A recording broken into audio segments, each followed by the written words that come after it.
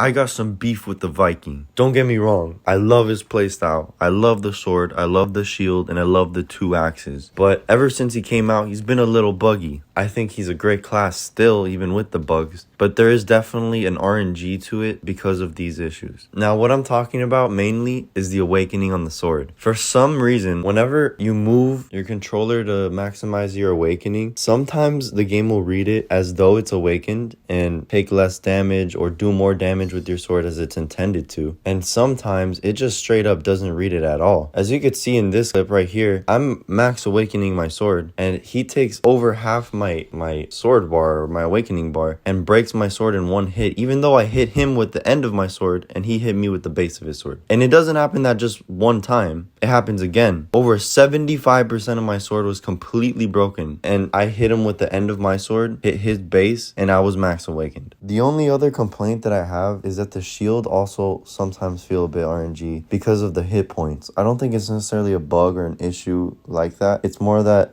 maybe it's just the shape of it or whatever, but I never had that problem with the knight. I feel like the knight's shield is much more reliable. With the Viking, it feels like the shield breaks a lot easier, and also it's a lot easier for your opponent to maneuver around it. But I don't know if that's as much of a bug as it is just a class feature. But that's about it. Other than everything I just talked about, the Viking is still very, very good. Despite having an awakening that sometimes doesn't even work, I've still managed to get farther in my elo than I did with the knight. And I think it's just because of the utility and the amount of weapons that the Viking comes with. It's honestly a little broken, but I'm not complaining, you know?